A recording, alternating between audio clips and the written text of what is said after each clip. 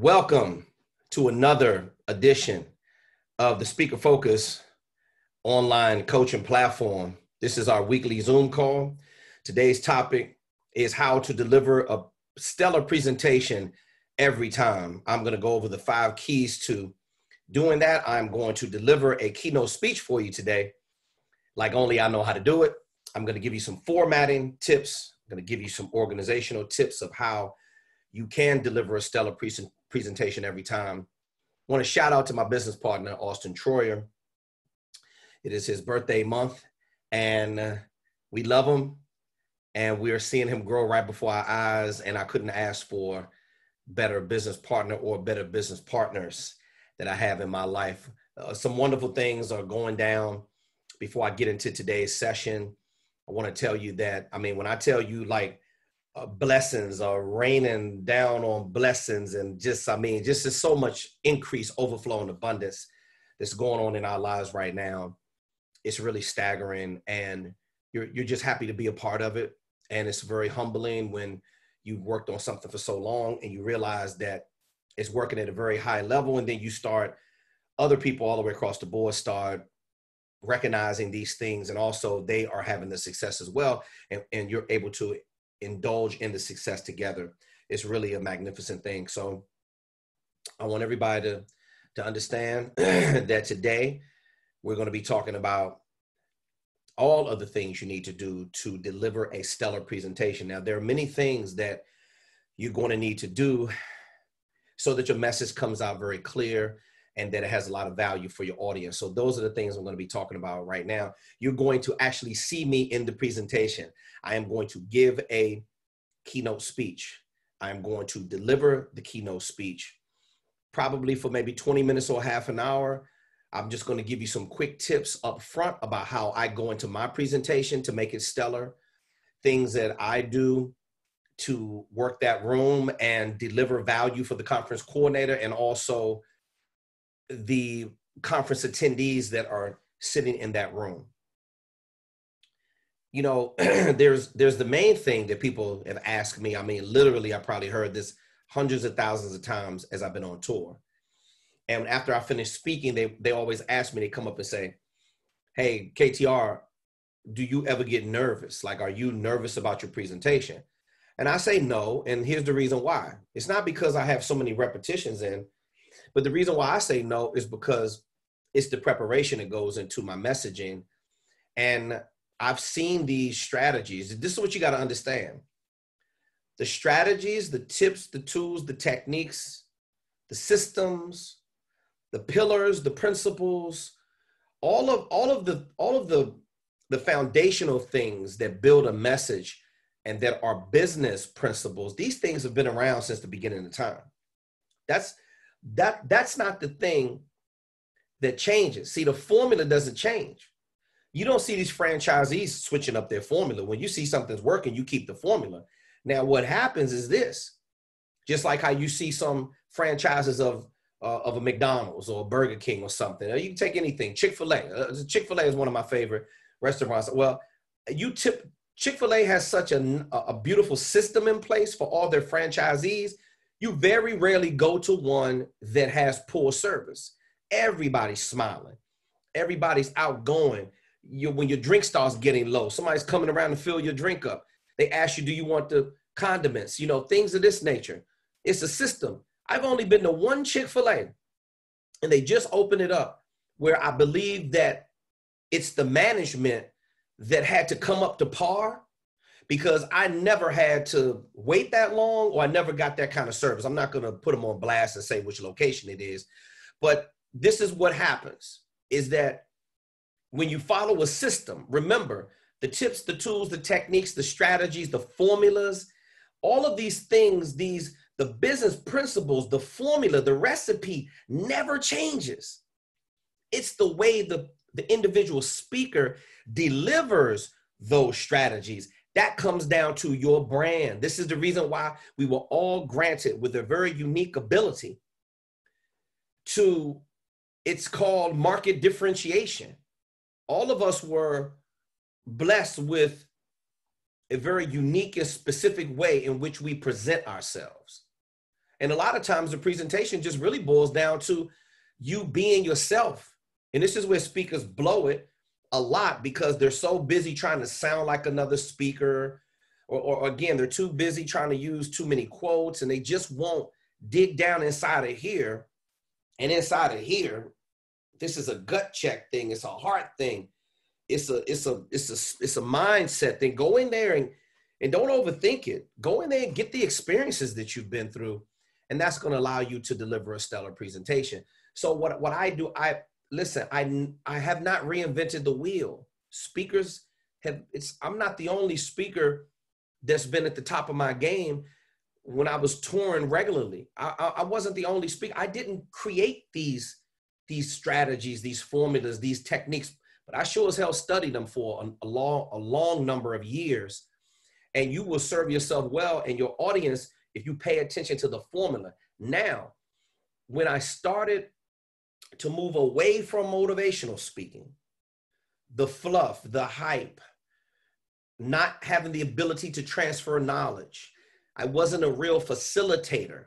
I didn't know how to teach at that point very early in my career. I started when I was 18. So I was very immature. I was growing mentally, every kind of way. I wasn't exposed to a lot in the world. And that's one of the drawbacks when you're a younger speaker. I should have read more when I was younger, but I didn't take it serious enough because I knew how to write so good. I could literally write and talk my way into anything. So, but it came a point when you're going to have to start making a decision about separation from motivational speaking and inspirational speaking. And that's just a part of it. But also from a marketing and branding standpoint, that's going to keep you broke if that's what you want to do. The conference coordinator is not interested in booking hype. They want help. And the only way you're going to do that with your signature programs is you have to, so the formula is what you want to follow. That is the art and science behind delivering a message, which you will find on our platform in module number 1. Simply put, it is making a point. Then you're going to open up the point. Why do you want to open it up? Well, let me back up. You want to make a point. The reason why you want to make the point is because you want to stick to the subject. You don't want to start talking about basketball and end up talking about football. No, that's if they came there for that one thing to hear about leadership, then you should stick to the topic. So you're going to make a point, stick to the point. Then you're going to open up the point. The reason why you open up the point is for audience participation and interaction. Remember, I want you to all research participant-centered learning. Participant-centered learning. It's very engaging and very interactive. You're utilizing your leadership style and match it with the personality type in the room, thinker, relator, director, socializer. All these skills and techniques, the technical aspects of speaking is found in module 1. You are going to deliver this message to not only the personality type, but the gender, also the generation, the proximity, your vocal dynamics, your pitch, your resonance, your height, your accuracy, the cadence. Timing is very important when it comes to the way you deliver your speech. All of these things will allow you to deliver a stellar presentation. If you make mistakes, as we all do sometimes when we speak, take it in stride. Oftentimes the audience doesn't even know if you make a mistake. But if you go, oh man, I can't believe I did that. Listen, you have to be polished, poised, and professional. Keep your poised even when you make a mistake. It happens to the best of us. Doesn't matter. Minimize, utilizing your filler words. Remember, the filler words are things like, hey man, you know what I'm saying? Yeah, I mean, you know what I mean? All of this those are filler words. If you use an overabundance of filler words, it takes away from your credibility when you're speaking. It breaks the recipient's focus and concentration, and it takes away from your credibility. So remember to minimize or eliminate using filler words. You can do that by utilizing the power of the pause, and you're just going to use silence. It also allows you to control the pace of the conversation. Remember, if you're talking in a very high tone of voice, you have a tendency to speed up. If you're talking in a low, controlled tone of voice like I'm doing right now, then you have a tendency to be very, very poised, in control. That is what the audience really wants. They will listen to you when you have these little techniques. So do not disregard the technical aspects of speaking that you're going to find in module number 1, because there are a lot of techniques in there that will allow you to work that room. If you haven't been in front of literally hundreds of thousands of people like I have, being on tour for so many years, you got to understand that your message is going to transcend to everyone. And the better you get, the more you're going to make it work for everybody else that's in that room. So what I start realizing is that through my experience working with over 78 different nationalities, do you know that the quickest way to bond with somebody is through food and their music or their culture? So that's one of the one of the things that you have to do. Is I had to compile research information as I started to travel overseas to learn about everybody from every different culture. That's why I know so much about people, because I take the time to study. I know more about women than I do about men, because I'm making my point to know about women. I want to make sure that I'm able to deliver a message to everybody. And you also got to, I've had a lot of experience working with multicultural, bilingual, hearing impaired interpreters. When you're working with an interpreter, you have to have patience. When you're working with an interpreter, and my workbooks have been translated in over 30 different languages. So now you're talking about an interpreter for each different languages in there. It's madness. However, it's a beautiful madness because they can still understand my message. Here's how you know that you have reached a delivery level of stellar. Here's how you know, is that when you can see the body language of everyone in your audience, you can look at their eyes, you see the engagement. They're typically, this is what it looks like when they're in my presentation. I'm on the edge of my seat right now. They're all on the edge of their seat. They cannot wait to hear what I say next. It's because of the voice. It's because of if I'm sitting in a chair and I'm facilitating right now, I'm doing it with my back right now. My regular posture really looks like this. If I'm sitting in a chair, my regular posture looks like that, right? But if I'm teaching, you know what I'm going to do? See? My chest is up, my shoulders are back, my chin is definitely up. Again, these are all authoritative postures that exude confidence all the way around the board. And you have to have your head on a swivel. When I say my head on a swivel, I am moving around. I'm looking at eye contact. I'm studying body language. I'm looking, okay, the lady in the front row, she's twirling her hair. She's doing this. A gentleman in the front row may be doing this. It doesn't mean that he's not interested. It means maybe he's a thinker, right? A lot of people are taking notes. In my sessions, you see massive note taking constantly. This is what happens when you deliver value. When people never heard a presentation like that before, remember the strategies, the tips, the tools, the techniques, the way that the strategies are put together, the recipe never changes. It's the delivery of the speaker that really makes the presentation pop. Listen, the reason why I've done so many trainings, because I work with the biggest and best public seminar companies in the world. I work for all of them. I delivered on-site trainings, customized trainings for them, where the customization came from me. You know how many times I had somebody walk over to me and say, we don't like the workbook from Fred Pryor. We don't like the workbook from National Seminars Group. We don't like the workbook from Skill Path, Paget Thompson, Johnson & Wales University, whatever it was. Because I got a professorship through Johnson & Wales University. Yes, Professor Robertson. Put some respect on my name, my entire name. So what happens is sometimes they don't like the workbook. You know why? Because the workbook just has the basic formulas in it. But what they did like, and what I heard thousands and thousands of times, is, Kevin, you made the presentation fun. You made the bullets, page 14 through 20 was boring, but you somehow made it fun. You made it exciting. You made me want to listen. It was a gentleman, and I always used to tell, when I used to speak in the youth market years ago, right? That's why I have so many repetitions under my belt, because I was just speaking to everybody. I didn't have a focus, which I want you to do. I want you to pick one market, one target market. You will make more money like that. So when they put me in with the high school kids, right? I remember I went to Bladensburg High School in Prince George's County, Maryland, the biggest county in the state of Maryland. That's where I went to high school, right? I graduated from Eleanor Roosevelt, and Bladensburg is like, you know, it's in the hood, right? So I would always tell them, give me the worst kids. So I remember they put me in an assembly one time with the entire school, and I had some kids on the very top row. And they were, you know, they were just being mischievous, like, you know, young men, you know, do.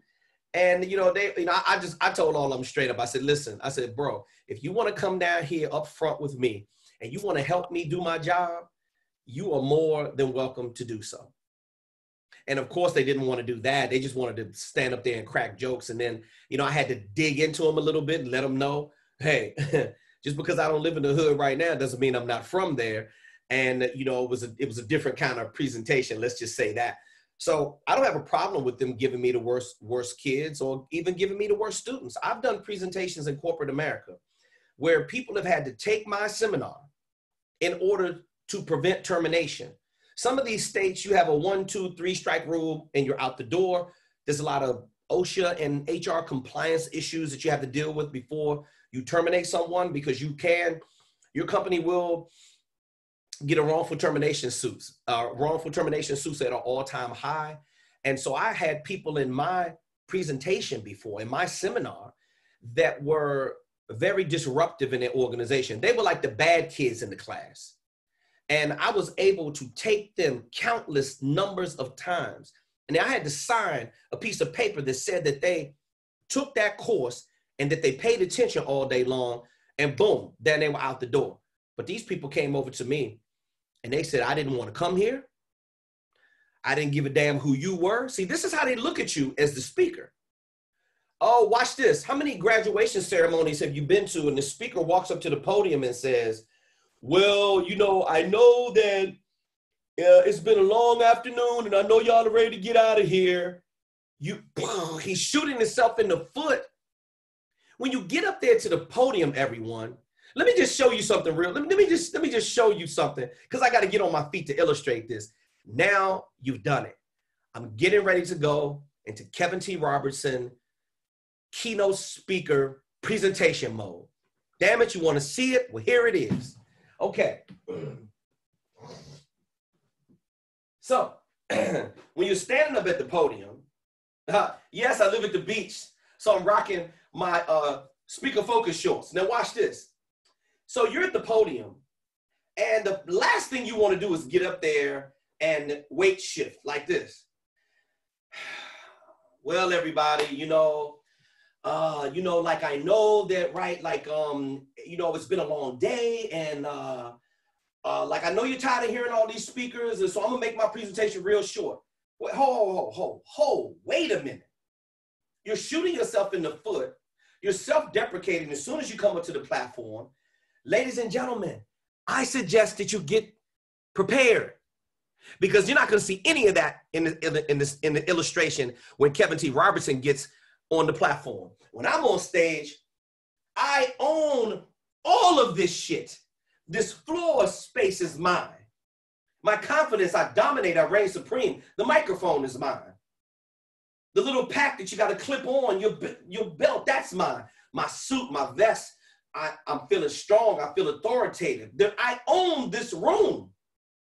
Every piece of energy in here is dictated by the speaker, and it's your job, however you start the keynote speech off. If you want to deliver a stellar presentation, see, now you got me on my feet now. Oh, I just feel good.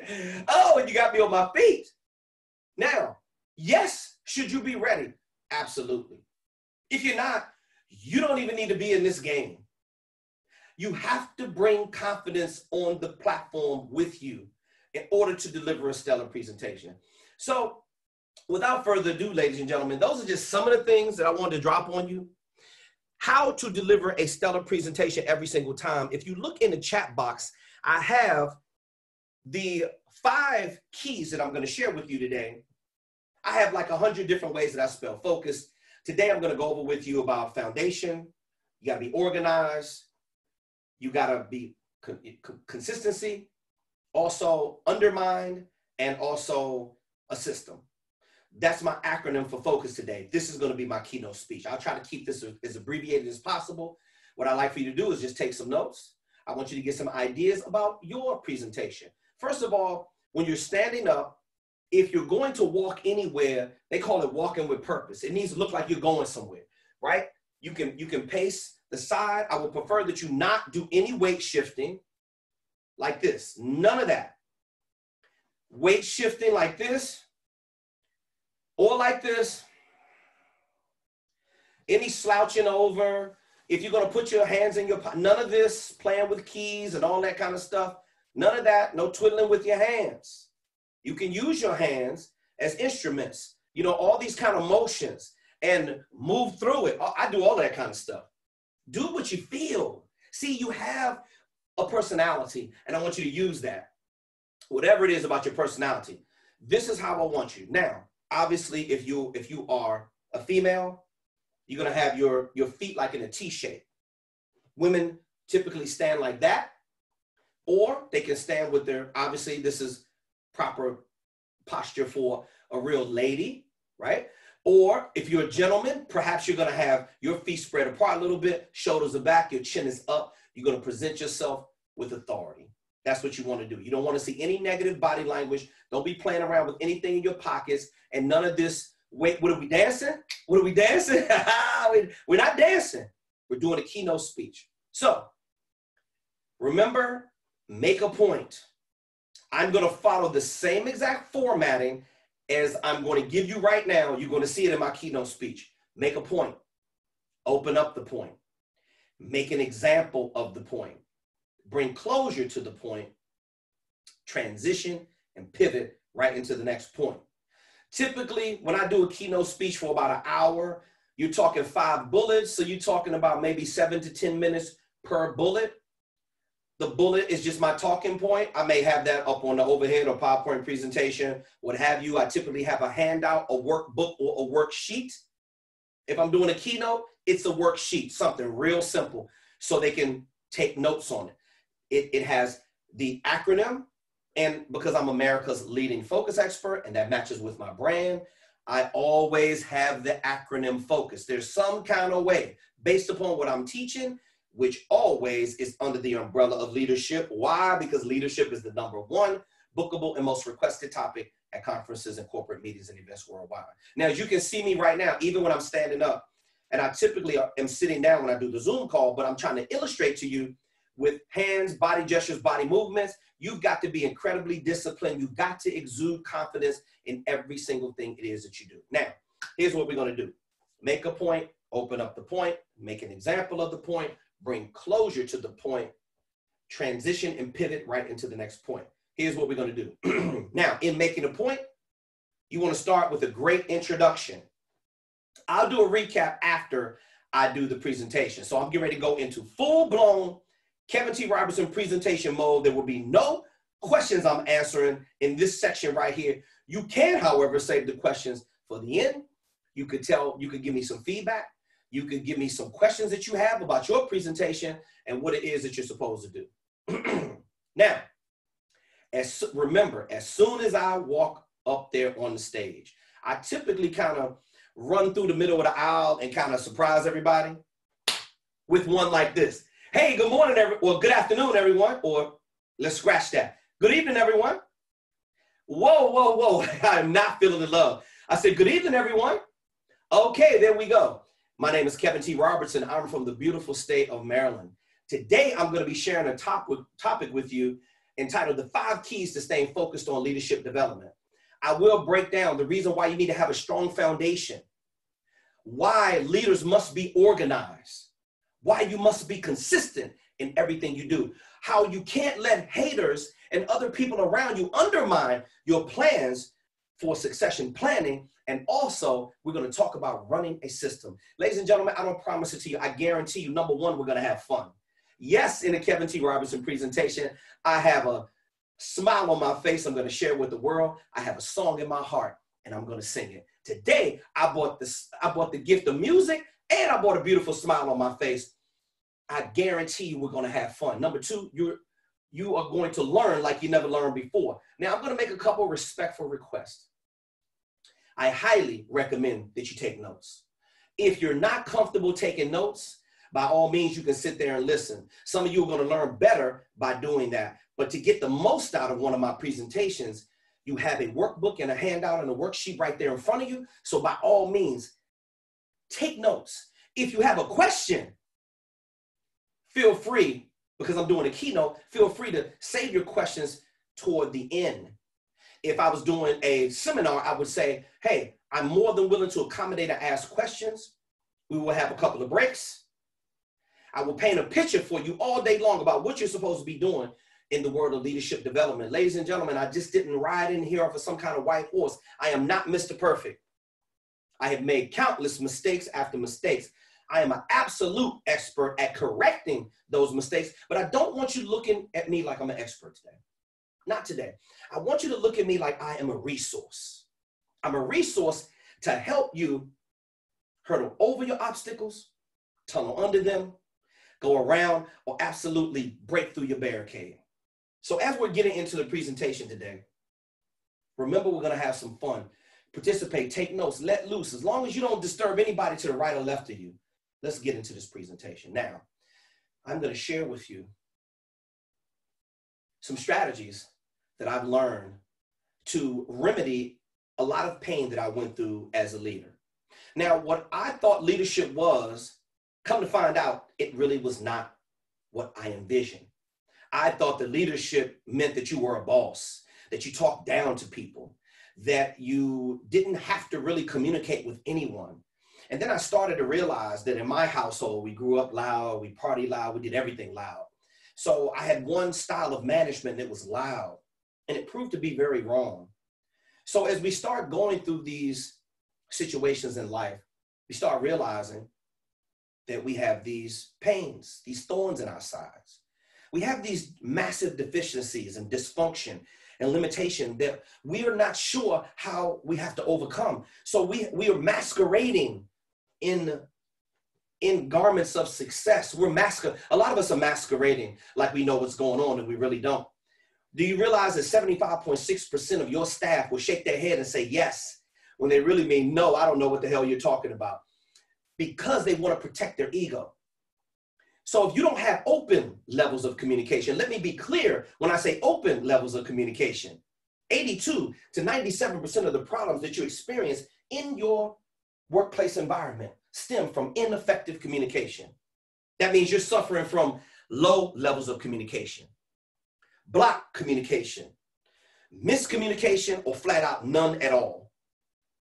So a leader has got to shoulder the burden of making sure that the team is being effectively communicated to, because here's what I learned, the hardest way possible. You are not a real leader unless you inspire others, unless you teach others, unless you move others to immediate action through being a living example. Now, when you're able to do that, and you are an effective communicator, so here's another thing I learned.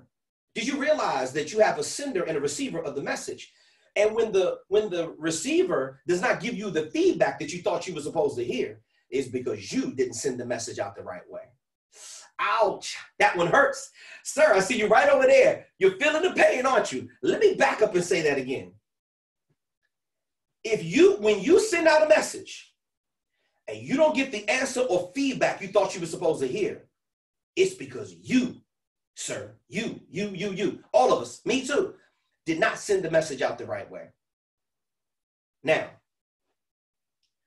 that being said, all of the problems that you're experiencing throughout your workplace environment are communication based.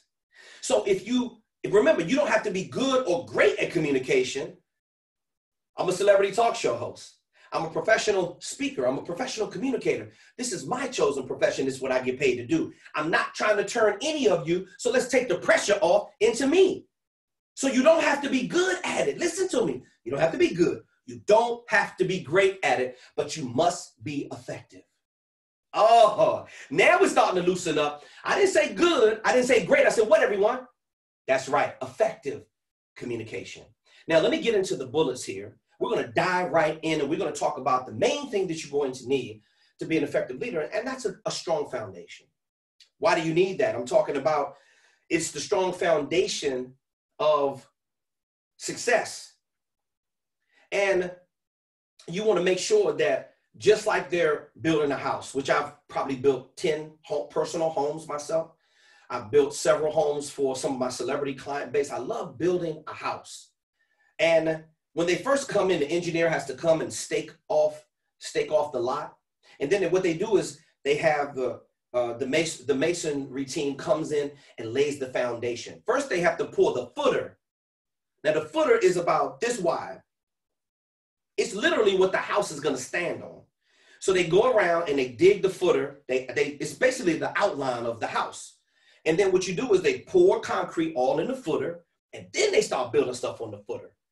Now, the foundation to your leadership empire is vitally important. In other words, you don't want to build, watch this. One of the main things I learned about real estate, you don't want to build $1 million house and put a $200,000 roof on it, because now you're not protecting the investment. So what are you doing with your leadership style in order to protect the investment that you have in people?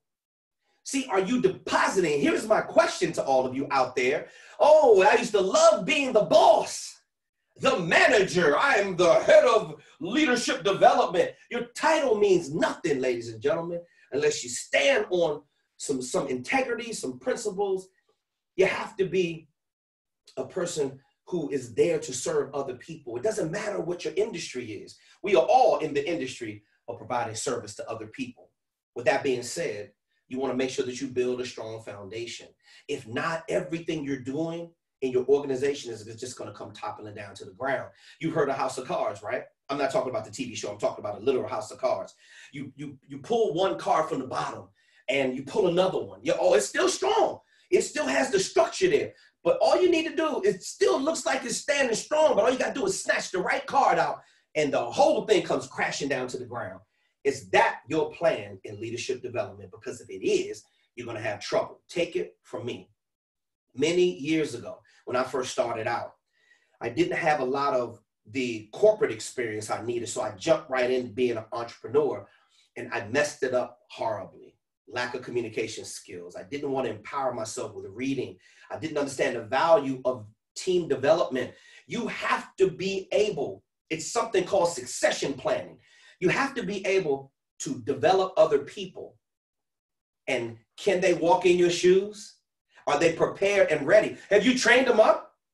These are questions you should be asking yourself. If you have, great for you. I'm not talking about you. I'm talking about the ones who have it, or the ones who won't, or the ones who think they can't, or the ones who are not willing to do it. There's a willingness to serve. You've got to have a willingness to serve. Watch this, ladies and gentlemen. Whatever's on the interior, it's going to show up on the exterior. And if you don't show people the very best that you have inside of you, you're going to crash and burn. So please, whatever you do, build a strong foundation to your empire. Succession planning is important. That is the foundation to leadership development. You have to be able to train. Now, training and development is not the end-all be-all, but it does fix many things. You can't just tell people, hey, go back out there and be better. You've got to, it's a 4-step system that I created to ensure that people are not shaking their head, yes, when on the inside they're going, I don't know what the hell's going on, right? The first one, ladies and gentlemen, if you could jot this down for me, would be teach. You must put yourself in a position where you're going to teach if you're a leader. Teach is the number one thing that you should be doing. Every single communication interaction that you have with your staff every single day, you have to teach, facilitate, transfer knowledge. The second thing you're going to do after you teach, you're going to teach, tell them what to do with tact, finesse, diplomacy, and skill. Watch the tonality of your voice. The tone carries the meaning. Did you realize when you're face-to-face and communicating with your staff, 55% is body language? So if you look like you're ready to fight someone, or you come to the staff meeting like this, hostile, that sends the wrong message. 55% is body language, 38% is tone of voice. I said tone of what, everybody? That's right, tone of voice. It's not what you say, it's what? How you say it, exactly. 7% make up the words through face-to-face communication. So therefore, They're not paying attention to what you say, but how you say it. Your body language reinforces the tone carries the meaning, and then you have the words: tact, finesse, diplomacy, and skill that will ensure that your staff is learning and growing with you. Nobody is left behind. Not on a strong team, not on a championship mindset winning team. Everybody knows their role. Now, teach, tell. Okay, you got those two, correct? Okay, teach, tell, and then what? Show. Illustration beats conversation. You got to show your team. Demonstrate. Let them see the valor that you have in the character of your personality. Teach, tell, show. Show is the most important part. It's the hands-on kinesthetic part. Make them feel it. Let them see what can happen. Let them see what the growth and development is all about. Let them put their hands on it. Let them touch the success. Teach them how to grow. Teach, tell, show, and then the last but not least, get them to show you. Now, before I can turn my back on my staff and I can say, okay, I don't have to worry about them now. They're on autopilot. Before I can do that and turn my back on my staff, first I got to teach them. Then I've got to show them. No, apologize. I got to teach them. Then I've got to tell them. Thanks for the correction over there, miss. Teach, tell. Then I got to show them. Then I want to get them to show me. This is how I know that my team now has training, and then I don't have to micromanage like 75% of you are doing in here. 75% of managers micromanage because they try to manage the job instead of trying to manage the people. This is why we're going to talk about personality profiling, ladies and gentlemen. You have a thinker, relator, director, and socializer. Do you know how to manage the characteristics, the strengths, limitations, and characteristics and tendencies inside of the personality type? Because if you don't, you're going to be in trouble. Now, remember that. When you're building a foundation, teach, tell, show, get them to show you. The next letter we're going to. Somebody give me an O. Okay, I felt the love right over there. I felt it. The O in the acronym for focus is organize. How organized are you, ladies and gentlemen? I simply refuse to work out of chaos. And if that's your primary mode, everybody has a, watch this, management style. Chicken with your head cut off, the tyrant manager, the swooping manager. In other words, you don't see them until something goes wrong. Then they just swoop down on you and just crash down on you, kind of like a WWE wrestling move, right? So you don't want that kind of management. What you want is a nice management style. Management is a nasty business, but it's very necessary. Let me say that again. Management of anything in your life is very necessary. That's why they call it conflict what? Management. Take away the management and what do you have? Conflict. That's why they call all these things in corporate America is all about the way you manage them. Now what I've learned is that many people don't have the skill. Management is a skill. Yes, it is. You're not born with it. You were not dubbed. Just because you have the title manager does not make you a manager.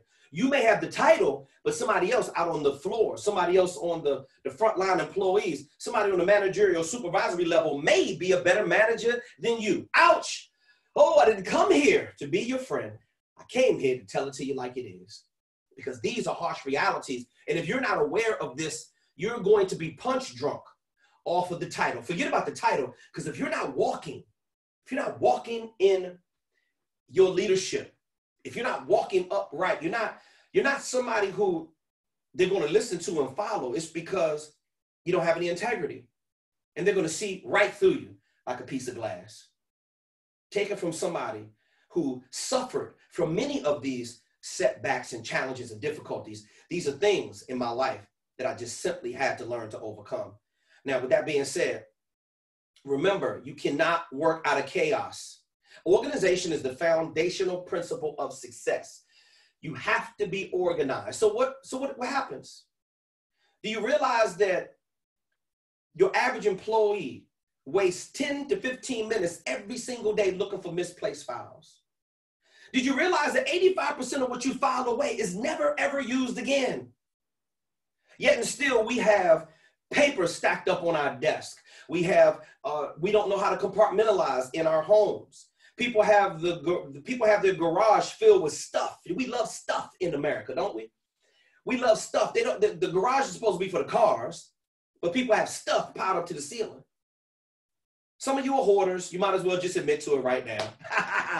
Some of you are hoarders. You just love keeping the stuff. Let me tell you something. The very first thing you want to do, and I used to run an organizational business. I used to do this for residential, and I used to do it for companies. And the very first thing you want to do to get organized is throw things away that what, people? That you don't need. That's right. That's right. But some of you are still holding on to some platform shoes from 1975. I mean, sir, up front is laughing right now. You know that members only jacket from the 80s that you have does not match with those shoes. It's from two different eras, sir. You need to get rid of both of them, okay? You know that many of the things that we still have appliances and lawnmowers in the backyard that's not working anymore. If it doesn't work, if it doesn't serve you, if it's not efficient, get rid of it. Have a yard sale. There's many things that you can do. Call Goodwill. People, they'll bring a truck to your house and take it all away. You can get a tax write-off. But we're so used to holding on to the old. Ladies and gentlemen, we cannot possibly usher in the new. And these things happen when you're not organized. Now, if you're not organized, your team is going to be affected by your lack of organization, and it is going to trickle down.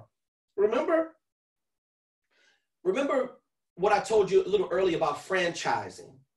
Franchising is it's one of the most safer investments in a restaurant because it's proven, and they have a system for you to follow. Well, the reason why they have that system is because it's very organized.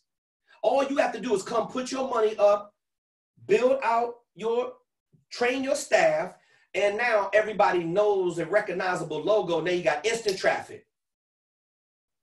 It's still hard work, but they're very organized. And that's the reason why people get into become franchisees.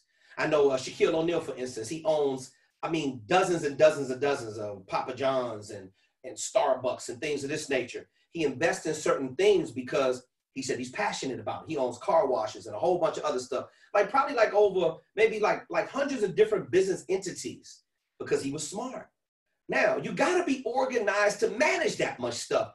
And a lot of you in here need to raise your level of organization. If you don't, it's going to consistently hurt you over the number of years. And more importantly, remember, your team is do you realize some of you are just working with bigger kids? Do you realize that? Yeah. Some of us need to get more mature with being organized. And you're not going to be able to have the maturity that you want to see unless you ramp up your efforts to stay organized. This is not a promise, ladies and gentlemen. It's a guarantee. When you do the things I'm respectfully requesting you to do, you're going to start to see an improvement in your performance over a 30, 60, or 90-day period.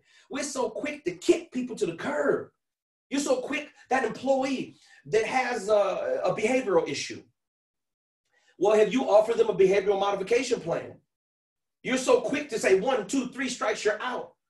This is what leaves us open to wrongful termination suits. Have you tried? Have you tried? Let me say it again, ladies and gentlemen. Have you tried to help the employee grow and develop as a human being? Number one. Number two, if you tried to help them grow as an extension of your family, if you saw that they had, let's say, a substance abuse issue on the job. If you see that they're having a performance issue on the job, these things are fixable. These are all habits, ladies and gentlemen. To stay organized is all about you helping your staff replace old behaviors with new behaviors. That's something to think about, right? Let me say that again. It's your responsibility as the leader to help your staff, not just you. You may be doing it great. Great for you. You're doing it at a high level. Are you helping someone else? You have got to help them replace old behaviors with new behaviors. When you do that, now, not just me, but my team is powerful. My team is powerful, not just me. You're not a real leader if your team isn't powerful. You're not a real leader if your team isn't learning and growing. and demonstrating to you that they can handle things when you're not around. If your phone is blowing up and going crazy all day long, you are not an effective manager. It means that you are not organized. It means that you have not set the foundation properly and you're not organized. First, we started with foundation. We started with organization. The next one is consistency. The next word I want to talk about is consistency and the acronym for focus. Now, this will, in fact, improve your leadership ability. But the fact of the matter is that a lot of us are consistent with being inconsistent. Ha! I know what you're thinking right now. Oh, KTR, you're a little insulting, aren't you? Hey, do you want me to blow some smoke up your rear end, or do you want me to tell it to you like it is? A lot of us, let's start with me. A lot of us are inconsistent with being consistent. We could take weight. We could take productivity. We could take efficiency. We could take time management. We could take organization. We could take any of them that fall under the ladder under corporate management. And many of these things, ladies and gentlemen, clearly, it's an issue. If you have an employee coming in 10 minutes late every single day, the only way to cure a time management issue is leave earlier, give yourself more time than what you thought that you needed. But are you having a real conversation with the person? Are you berating them, or are you having a real conversation with them to actually help them understand what their weaknesses are, their deficiencies, their limitations? We all have them. I don't care how strong you are. We all have these deficiencies and limitations that we must cure. But consistency becomes compromise when you are not, again, you don't have a strong foundation, you're not organized. If you're not organized, you're not going to be consistent. See, so what I would recommend is you build a regimen every single day. There's a routine. There's a kind of groove, a vibe that you can get into. Before you come in, first of all, when you leave at the end of the day, make sure your desk is clean. This is a habit that I've been into for a long time. See, first of all, a lot of people, they don't have any mental organization. So therefore, they don't even know what they're supposed to be working on, so they can't create any consistency. I'm talking the same thing day in and day out. Remember the tips, the tools, the strategies, the formulas, ladies and gentlemen, the steps, they don't change. The recipe never changes, especially when it's working. You don't want to mess with the recipe. However, what you want to do is behavioral modification. Old behaviors turn into new behaviors, and we have to be consistent. Gym memberships increased 75% in the month of January. Everybody makes a New Year's resolution. Oh, here's what I call it. A lot of people suffer from the I'm going to's. I'm going to, this is what everybody says. Right around December, we're feeling all good and the eggnog is kicking in and everybody's telling lies around the campfire and everyone's saying, I'm going to start a new business. I'm going to lose weight. I'm going to stop smoking. I'm going to save money. I'm going to. I'm sick of hearing it. You're not going to do anything without consistency. This is the reason why everybody stays at the gym until January, and then February and March it starts tapering off. Very few who want it really, really bad. Those are the ones who stay with it all the way through so they can develop a beach body starting in January. So by the time April, May, and June rolls around, when it comes time to take out the bikini, everybody, or the swim shorts, everybody is looking the way they want to look. We all have an idea in our minds of how we want to look, ladies and gentlemen. It's difficult, but it's not impossible.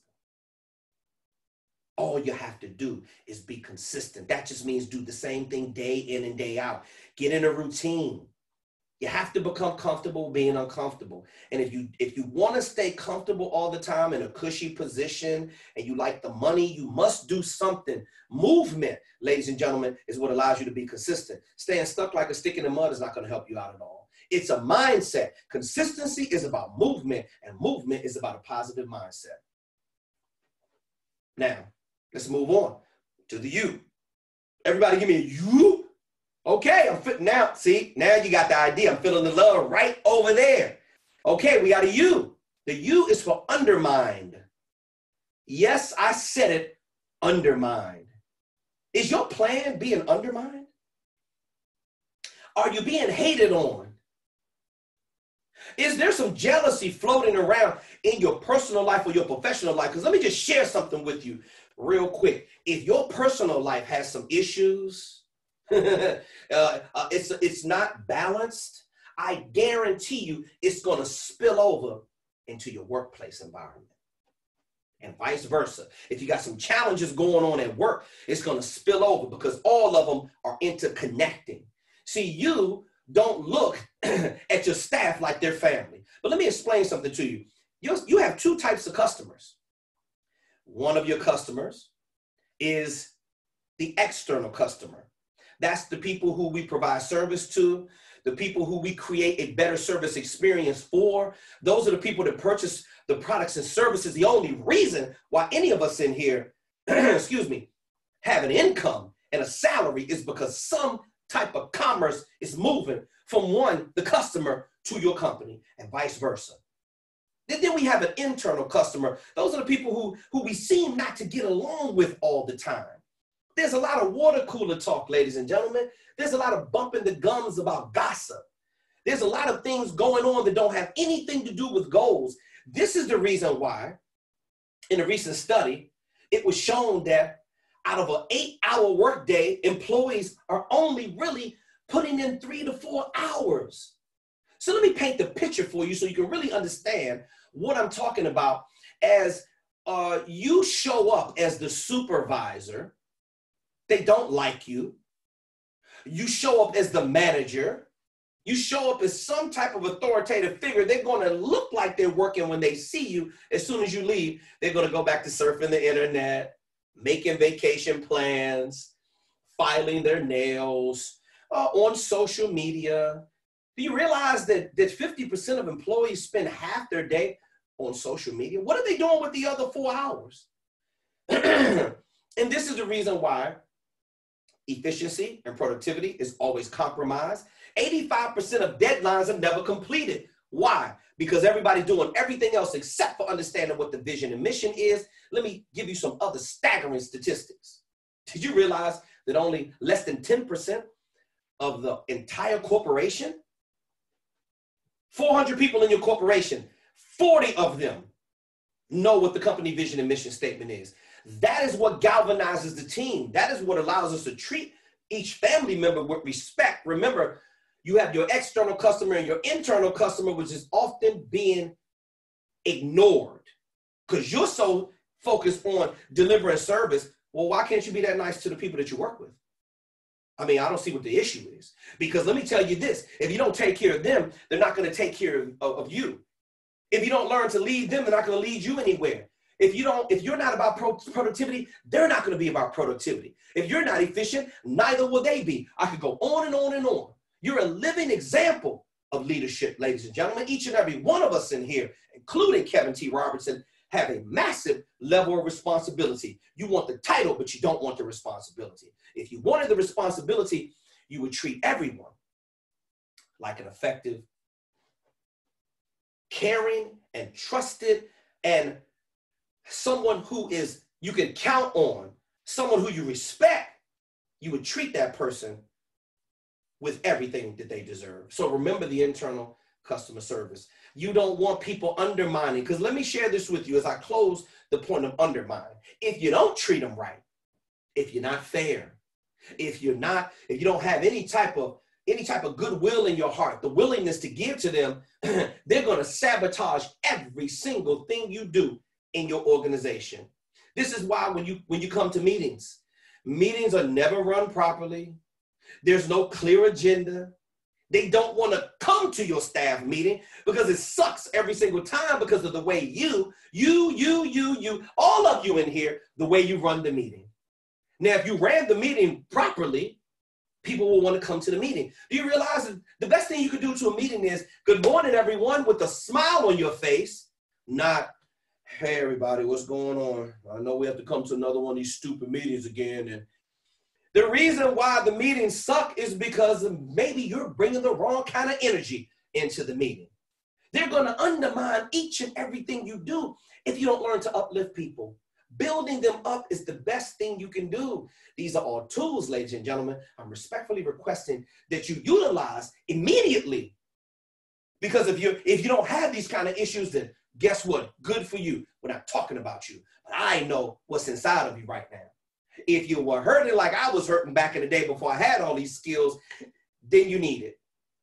And if you need it, ladies and gentlemen, then it's time to start utilizing it, because this is why I was brought in here. I was brought in here as a resource.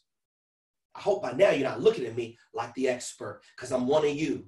You're me and I'm you, and we're all in it together. And if we don't learn to take care of each other, then we're going to be undermined. Our plans, you know, listen, empires will sabotage because of this kind of activity. Industrial espionage, spying goes on. You got some people that's not happy. Oh, let me tell you something. They're going to ride with you. They're going to put a fake smile on their face, and they're going to take everything they can from you. Employee theft is at an all-time high. Do you know why that happens? Because they feel like they weren't being treated fairly in some way, shape, form, or fashion. Ladies and gentlemen, remember, if you want to be an effective leader, make sure that you lay a proper foundation for yourself. Organize every single facet of your personal and professional lives. Make sure that you develop a routine and you're consistent. See, watch this. We all don't need to perform at 100% level of productivity. If every team member performed around the 60% range, we could all hit our deadlines and we could all meet the deadlines at the proper time. We don't all need to be at 100%. We just got to be at about 60% in order for us to be efficient and effective and be a well-oiled machine. Be consistent. And then treat your staff properly so you're not undermined, because that is going to just take all your plans right down the toilet, and you're not going to have much. Now, the last but not least is system. If you don't have a system for everybody to follow that's easily duplicatable, then you're going to be in trouble. See, this is why a lot of you micromanage. The reason why you micromanage is because you don't have a system. The reason why people are afraid of sales, because they don't have a process. The reason why you don't understand time management and organizational skills and team building and communication and operations and HR and OSHA and all these things, the reason why this is a big ball of confusion in this big, massive amount of corporate dysfunction that we have is because your system is broken. Your system is down. Your system is outdated. Your system is obsolete. Think about what I'm saying to you. All the systems that are running, that are up to date, that are efficient and effective, and the ones that everyone can follow it in a system, more importantly, should be very easy. The more complicated you make things for people, the harder it's going to be for them to do, and the less work you're going to get out of them. The easier that you make it, these are going to be strategies that are going to be with you and your staff and your team for the rest of your life. Ladies and gentlemen, I want to leave you with this. Your team is your family. Your customers is an extension of your family. You have an internal and you have an external customers. Treat them with respect. You will have loyalty. Treat them with kindness, and you will have a quality in the work that they do. Make sure that you are effective with your communication and teach them how to be effective with you. Remember, teach, tell, show. Get them to show you. Ladies and gentlemen, these have been the 5 keys to staying more focused on leadership development. I am Kevin T. Robertson, the world's #1 speaker coach. Remember, foundation, organization, consistency. Don't let your goals be undermined, and run a powerful system. I am Kevin T. Robertson, America's leading focus expert. Thank you so much for your time. And that's how you do a keynote speech. I'll take some questions for anybody that has any. Let's get back into speaking and training mode. If anybody has any questions.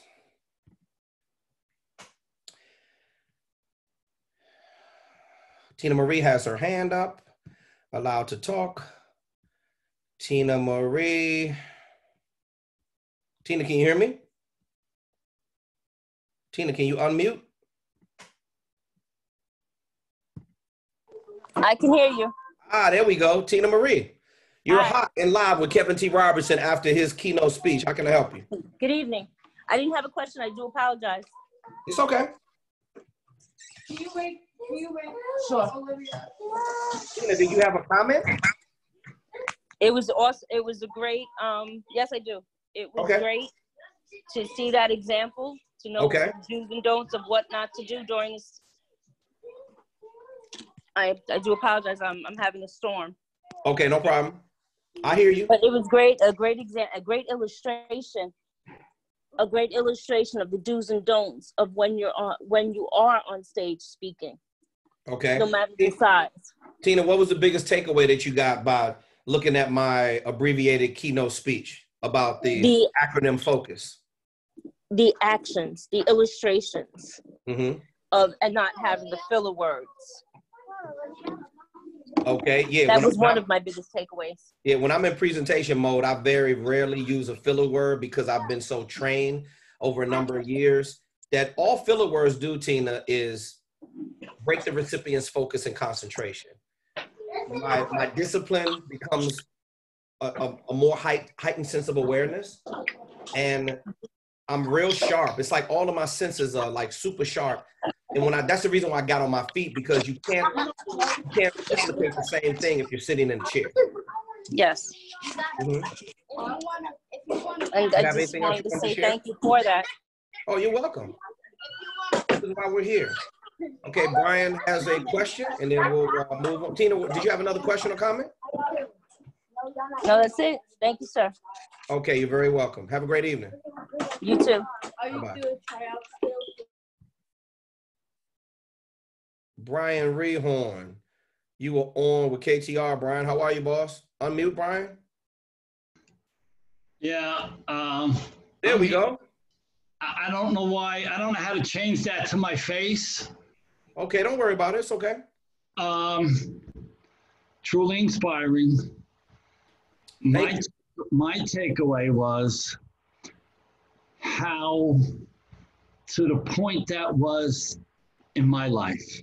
I see how you presented, how you transitioned from one to another, through the foundation, through the focus, consistency, undermining in the system, how through my professional and personal life, where I faltered, where in my professional and personal life now, how I can improve. Got you. Okay, Brian, real quick, are you saying that through the acronym FOCUS that I was teaching from, the bullets, you're saying that's what you got out of it personally, or you're just saying you paid attention to the format of how it works for the audience? I looked at it from the personal standpoint, but then I looked at it from in my personal life, and then I looked at it when I was a supervisor, when I was owner of the company, where I made my mistakes. I recognize my strong points and my weak points. Got you. Yeah. Okay. Excellent. Yeah. Excellent. You provoked a lot of thought. You provoked a lot of inspiration. And put it this way, if you can do it, I can do it. Absolutely. Brian, let me explain something to you, bro. that was a lot of what you see before you is nonstop practice, continuous education. I come from a background where I don't come from wealth, education, articulation. I had to learn how to be that. That's a lot of discipline. It takes for me to do that even to this day.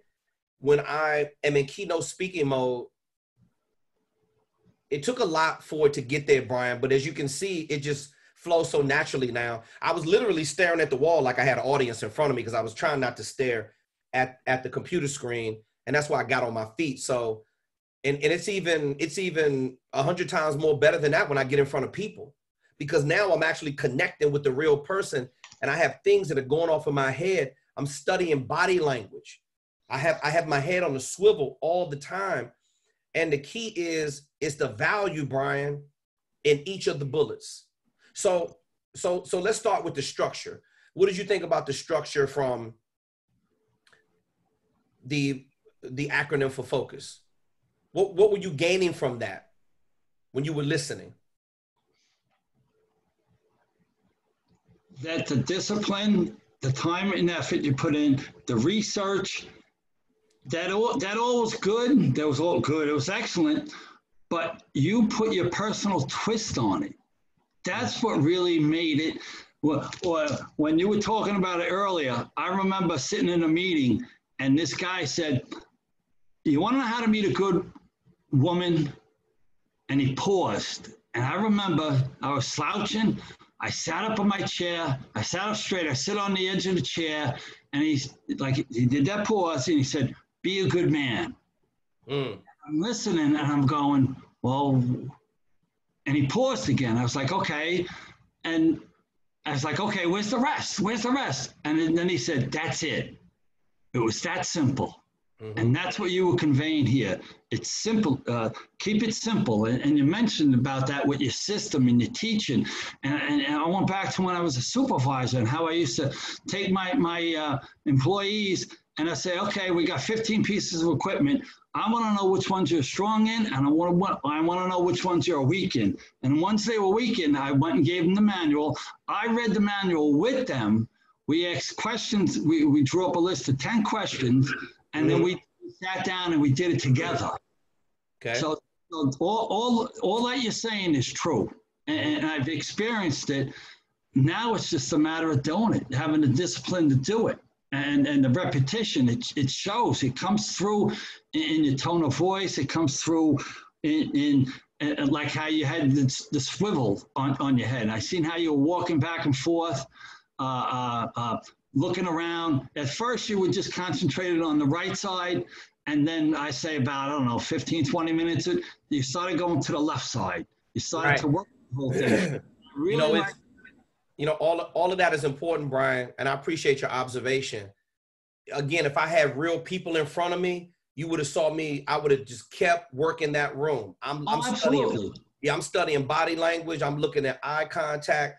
I'm looking at everybody's body language in there. I'm walking through the aisle. When I do a keynote speech, I don't ever stay on the stage. The camera guys got to follow me around. I want to get down there with the people. Then I'll finish and come take my bow. And I always take a bow. And I showed you, I've done it so many times. It felt good. I mean, when I got warmed up, you see I was starting to sweat. When I got warmed up, it's like you've done it so many times. And I want all of our platform to understand. And I see Marlon that has his hand up. Marlon, I'll be right with you. Thanks for your patience, sir. I just want everybody to understand that your keynote speeches can look like that. It can go the way you want it to go. It can look flawless if you need it to be. I didn't do that perfect just now. It's never going to come out perfect, but you got to come from the gut. Remember, Brian, real quick, one last thing. If you're still there, Brian, can you hear me? Yeah. I'm here. So, Brian, remember that the formula never changes. Correct. Making a point, opening up the point, making an example of the point, bringing closure to the point, and then transitioning and pivoting. Every time you saw me close out one of those words for focus, the focus acronym. Correct. You always, you could feel it that I was getting ready to pivot right into the next one. And because that's a clear indication to the audience. Okay, he's taking us through 5. I'm already on number 3. Okay, he's making this fun for us. I'm doing some call and response kind of stuff, which is what I always do with the audience. It keeps them engaged. And then they know that they're getting down to the last one. And when they get to the last one, they know the presentation is getting ready to come to a halt. Now I could have taken that. That was only maybe 20 minutes, maybe 22 minutes, something like that. I could have taken that to an hour if I was in front of a live audience. I've turned that into a half-day program for 2 to 4 hours. Excuse me. And I could have turned it into a full-day program for 4 to 8 hours. You just got to have more content. So a keynote goes real fast, and the educational keynote is about 2 hours. So keep in mind, these are the things we're teaching you on the platform. And Brian, as long as you speak from your heart and you share the pain, see, you got to always let the audience know what it was like for you when you were in a situation. And you see the same way I do coaching, Brian, is the same way I was holding the audience accountable. I said, yeah, all of you in here, micromanaging. You, remember that part? And then you included yourself in that. That's right. That's right. Because you got to let them know that you've been messed up before too, and that you were able to overcome it. Brian, do you have any other questions or comments? I have one more. Yes, sir. When you got to make an example, Is that where you use the statistics and your personal experiences? Correct. You can, yeah, you can either use a funny a story, you can use a real life experience, you can use humor or some type of statistical data if you like. Anything along those lines is what making an example of the point is all about. I use a variation. You see, I use some statistical data. I definitely use some humor in there. That's my personality. And, Right. you know, it's always harder to do that. I'm looking at a wall, you know, just as an example of the training. If I was in front of people, everybody would be in there laughing because I actually make fun of the things we go through in leadership. And it's just like a comedian. A comedian may make a joke about food or kids. They do something that's very relatable. The stuff I'm talking about, Brian, even you said it. You say, yo, I did that before.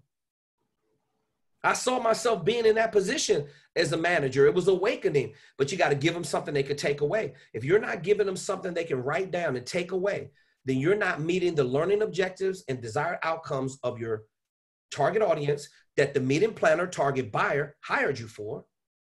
And you're not giving them key takeaways. You have to give them key takeaways. I call it having an S on their chest when they leave your presentation. Superman or Superwoman will leave this building bigger, better, faster, and stronger after sitting in the Kevin T. Robertson presentation. And you have to have that confidence, Brian, going in there, which I know that you have. It's the preparation, bro. That's the only reason why it looks like that. I mean, I could get up right now and do 50 more topics and it will come out 50 different ways because I've done it so many times, but the formula is in my head. It's never going to go away. You can't go in there and rob me of that. That's the reason why you saw it come out the way it did. Any other questions or comments? I'll just say this. You had me laughing. Thanks. Thanks, Brian. I appreciate it, boss. I'll talk to you real soon. Marlon, if Marlon is still there, Marlon, if you could. Yes, I'm here. Marlon, how are you, boss? I'm doing well, thank you. How are you? I'm doing super fantastic, man. Can't you tell after that killer keynote that I just delivered? Absolutely. So I like the way that you took the lead and you led your group, your audience to where they needed to be. Correct. My question is at the point in time that you are assessing and getting the information from the meeting planner or your contact regarding the needs that you signed for that specific keynote, how much data are you retrieving from them so that you can bring statistical information that's directly related, maybe to their industry? Mm-hmm. Yep. Say that again, Brian. Say that again, Marlon. I said, how much information are you gathering from your time with the meeting coordinator so that your statistical data can be directly related to their organization? That's a great question. Okay, well, first of all, we have something right there in the speaker toolkit. It's called the pre-program questionnaire. And that is a Microsoft Word document, and it's going to have literally every question that you should ask to the target buyer. I do a series of probably 2 or 3 needs assessment calls with the target buyer. I do one when we're closing.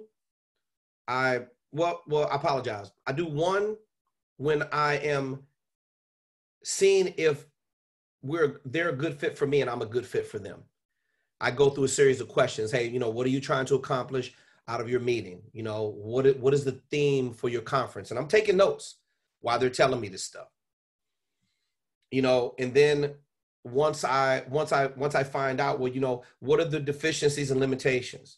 What are some of the biggest challenges that you're facing in your organization? Are there any things that have popped up over the last 6 months that I should be aware of? Are there some hot button topics that I should absolutely not mention and stay away from? These are all lines of questioning that I just run down in the conference coordinator. I have a little dialogue with them.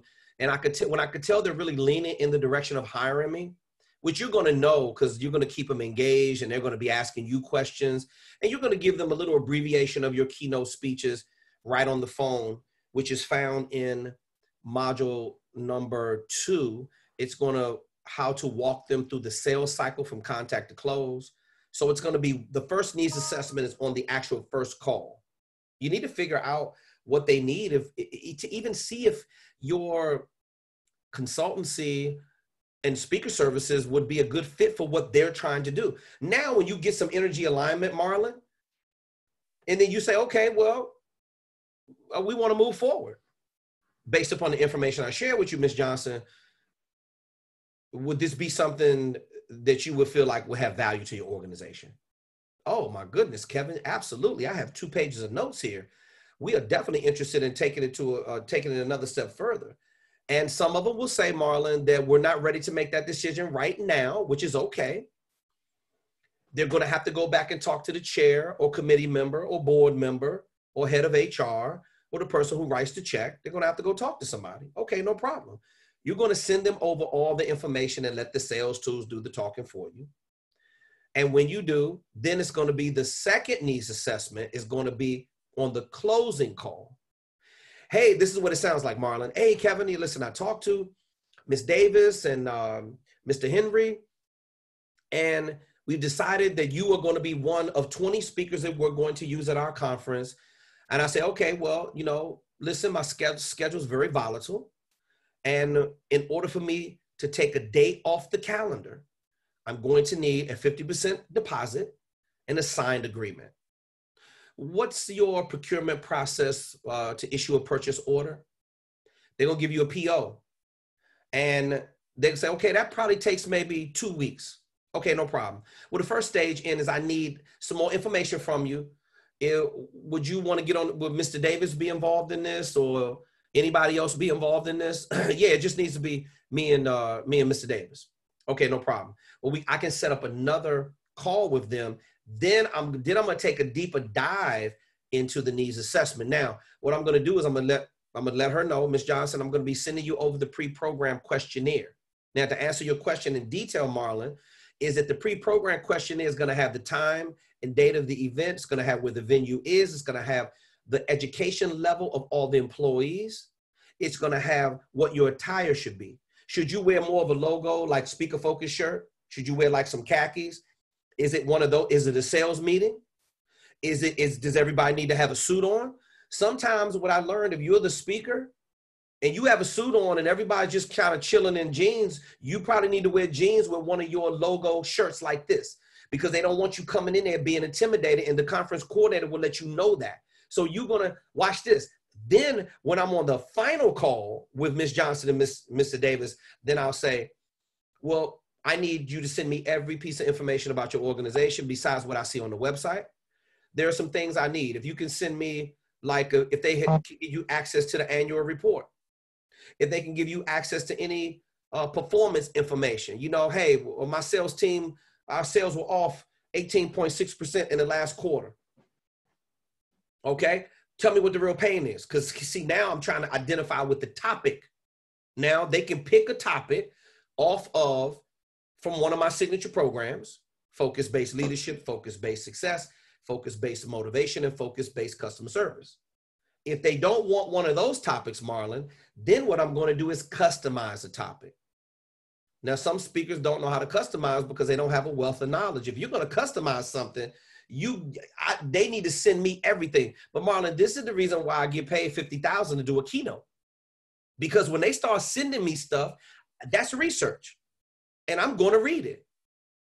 I read it. And then what I'm going to do is once they issue the purchase order, once they issue my 50% deposit and they got me on retainer and they send me my agreement back and I already know my date is there, my travel set up, all of that stuff, the logistics are all worked out. Then I'm going to start going to work on their keynote speech. Then I'm going to design the handout, the workbook, or the worksheet. I am not going to print that out at my expense.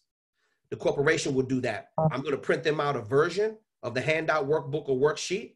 Typically, if you're doing a keynote, you will have a handout or a worksheet.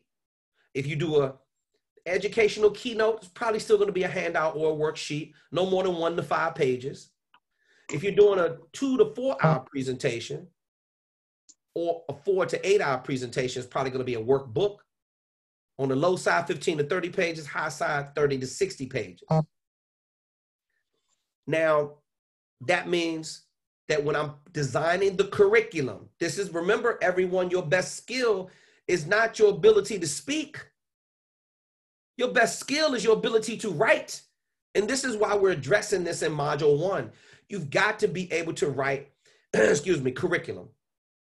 And the better you are at writing the curriculum, Marlon, when they start asking you these questions about what are you going to teach, okay, based upon the needs assessment, listen to me carefully. Okay, they said they had a organizational development challenge. They said they had a high turnover issue. They had a communication problem. They had this, they had that. Those are the core challenges. The theme of their event is stepping into a new kind of leadership. So my keynote speech today is going to be focused on stepping into powerful leadership. See, right off the break, whatever the theme is, I'm going to roll the theme into the title to my keynote speech. So why? Because that's what everybody's been promoted for the conference for months.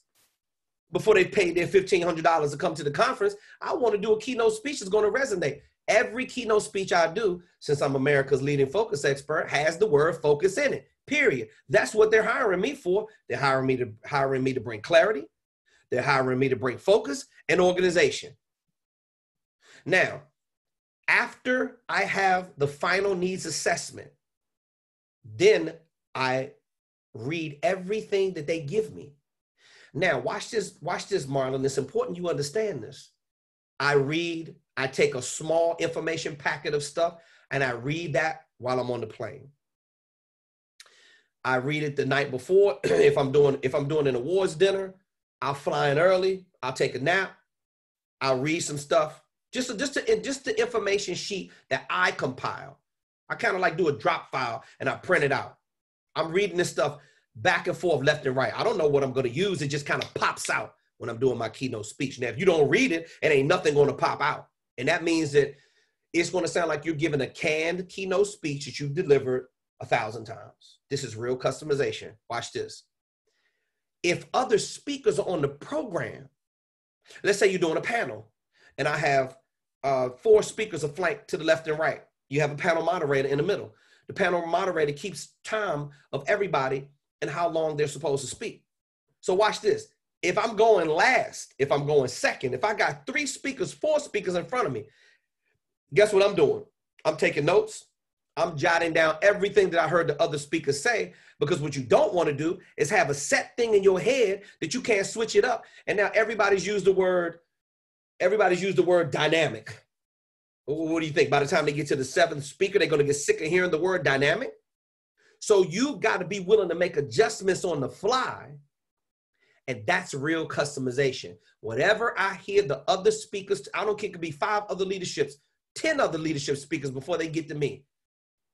I'm taking out all those other words. I'm not going to use the stories. This is why I don't use quotes. I've been on programs before, Marlon, when I've heard 5 speakers use the same quote. I'm like, didn't y'all just hear that guy say the same quote? And I blew them all out the water because I had a different presentation.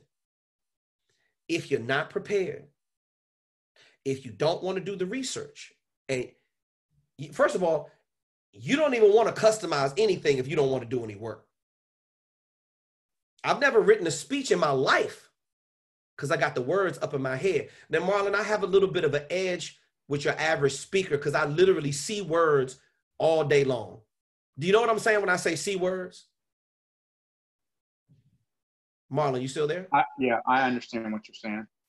When I helped you out with your signature program a little earlier, do you understand when I say I see words? I literally see words flying through the air like it's the Soul Train scramble board. And all of a sudden, it's all scrambled up. And then the sentence that I see, the words that I see, they drop down to a lower register. And then it all comes crossing across the screen like that. And then I can see the entire sentence, see it, and then say it, see it, and say it. Well, I got so much research information. You have people coming up to you after the keynote and they're like, wow, I didn't, did you read our annual report? Yep, sure did. How did you know that our CEO did da, da, da, da? That's because I interviewed them. That's how I had a conversation. Typically, they do a meet and greet with you, Marlon, especially on the nicer events. They do a meet and greet, and you're going to sit at the head table, or you're going to be in the skybox suite at the Raiders game, or you're going to be, I mean, all of this stuff that I've had the opportunity to do, man. It's just fun. Every last bit of it. This business is so exciting and exhilarating. But brother, the best thing I can tell you is get your hands on every single thing you can. I am doing research all the way up until I get ready to deliver my speech. Now, finally, Marlon, I know what I want to talk about. Now, watch this. Based upon the theme to their event, I could come up with another way to spell another acronym for focus. Words that mean something to them and their industry. And that's exactly what I do. I say, I got 5 keys for you today. The first one is going to be finesse. The second one is going to be you're going to need some order. The third one in your industry that counts the most is conformity. The U is for utopia, which nothing is going to be perfect, but utopia means a perfect world of social order. And the S is for, in your industry, sarcasm doesn't work. I just use those as examples, but I could find, now watch this. When I'm finding the acronym, I'm going to go into the dictionary. I'm going to go into the synonyms, the antonyms. I'm going to be finding some different words, the words that match the vision of what that conference coordinator has. And this is the whole reason why they hired me. You have any questions based on what I just said?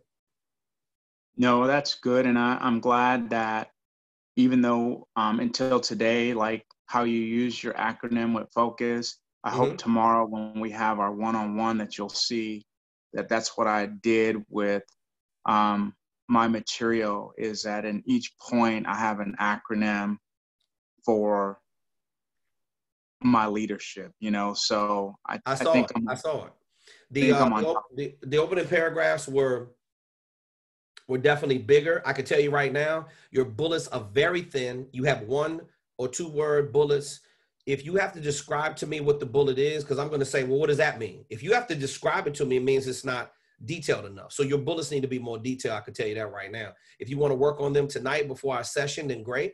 But if not, we can just change them on the session tomorrow. All right. All right. Thank you. But the titles to the signature programs looked amazing. The bullets on the signature program page, which doubles as the speaker 1 sheet, those look pretty good. But the bullets, when you got down there, and this happens a lot because people run out of content, when you got down there to start doing your opening paragraphs and the 5 bullets under the opening paragraphs, all of those were thin. Go back and look at your bullets that you put under the opening paragraphs, and then go back and look at your bullets that you put on the signature program page. It's a big difference. Okay. Okay? Thank you. All right, boss. You're very welcome. Catch you tomorrow. All right, ladies and gentlemen, if no one else has any questions, and I am going to round out the call. I'm going to do a quick recap. Today, this call was all about how to deliver a stellar presentation every single time.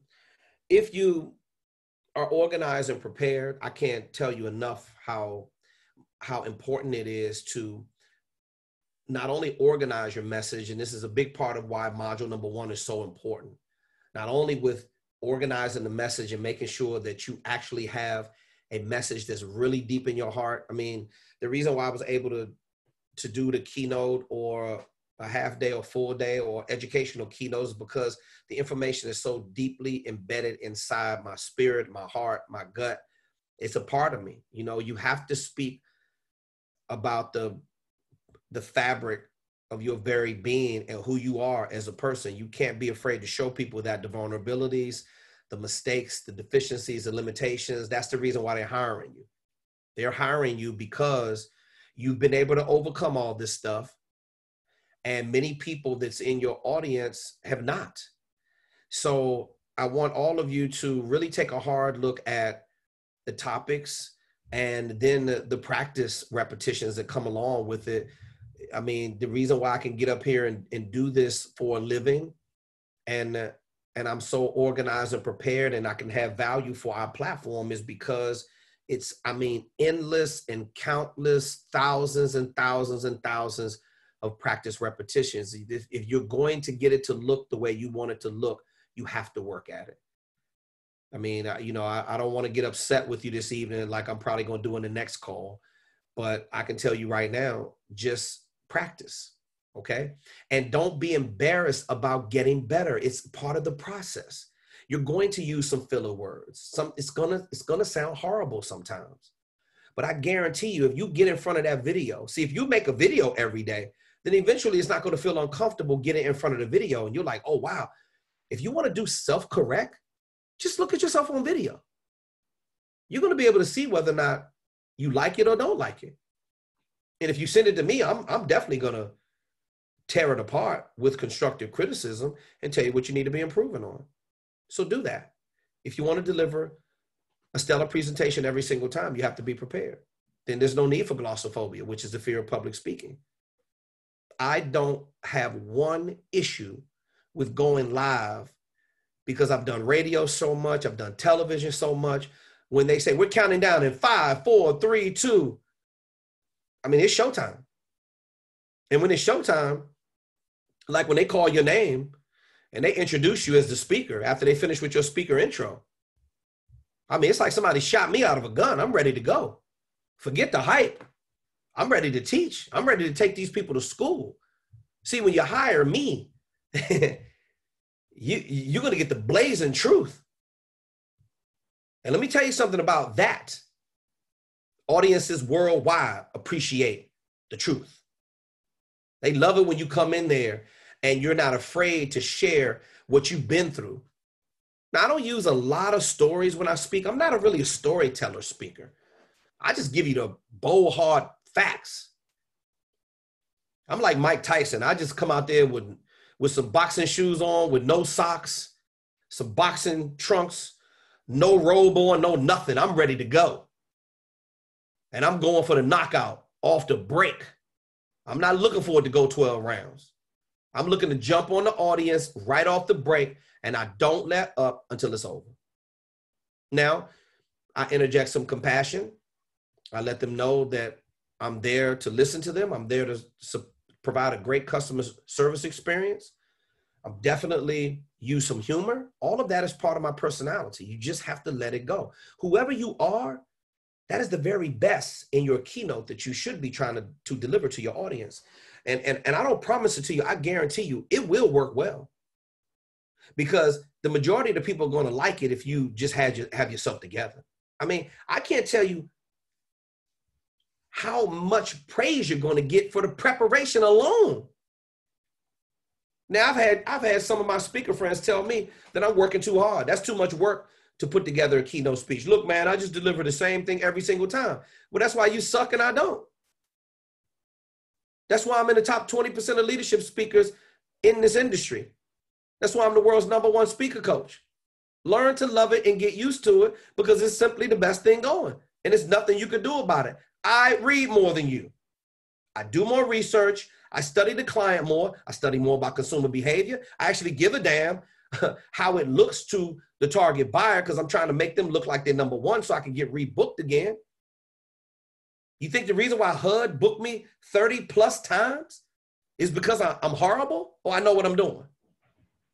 You think why clients keep booking me over and over and over again? Because they say, I cannot believe that you talk to our executive management team like that. Oh yeah, yes I did.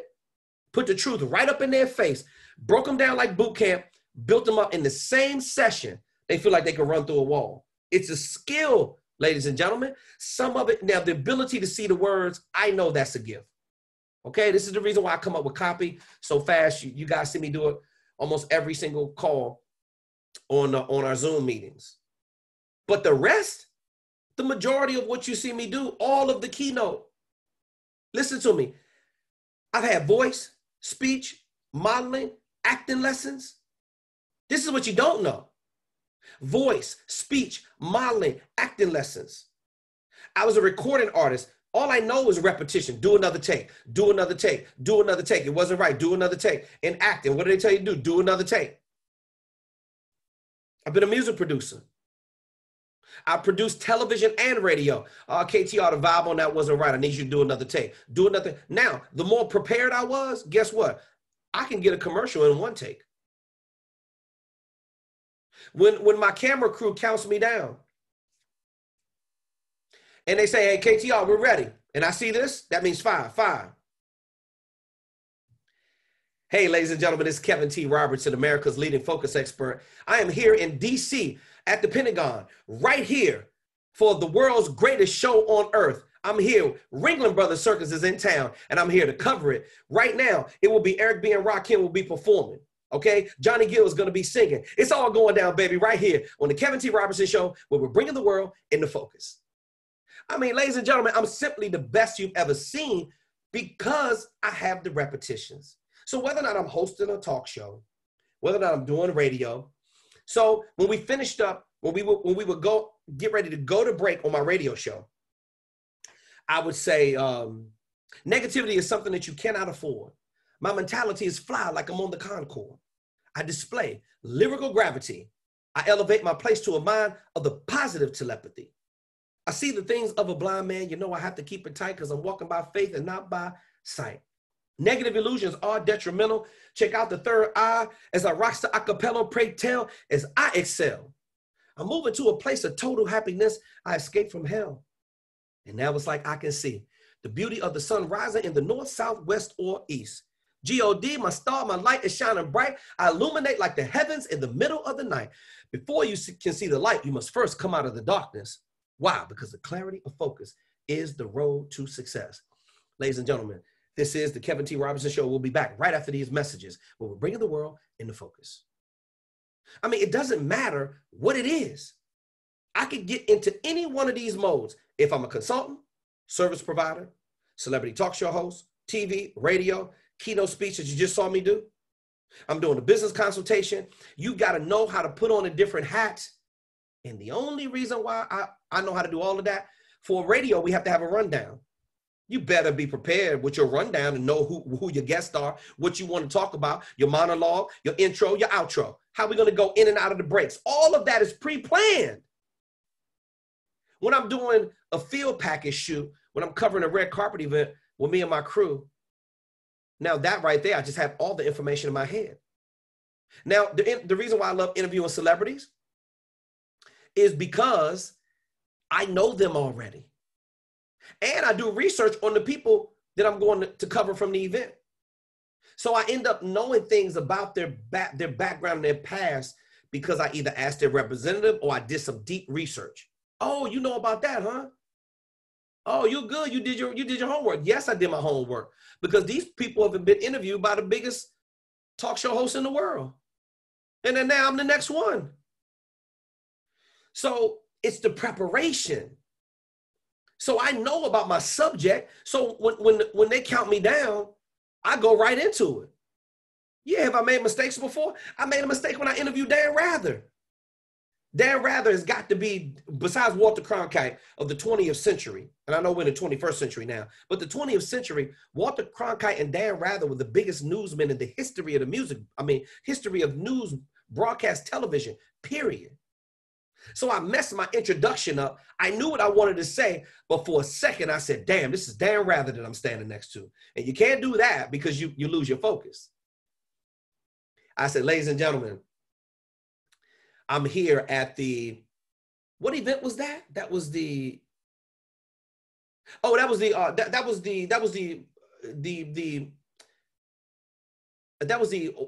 gala that night, sponsored by Amway. This is Kevin T. Robertson, America's leading focus expert. I am here in D.C. for the awards gala sponsored by Amway. I messed up right there, and that's what I did. I said I have with me here on the Mr. Dan Rather. I said, take number 2. Hey, ladies and gentlemen, it's Kevin T. Robertson, America's leading focus expert. I'm here in Washington, D.C. at the Amway Awards Gala with the one and only Mr. Dan Rather. And I turned around and I put the microphone in his face. He said, hey, I could use some motivation. Lay it on me.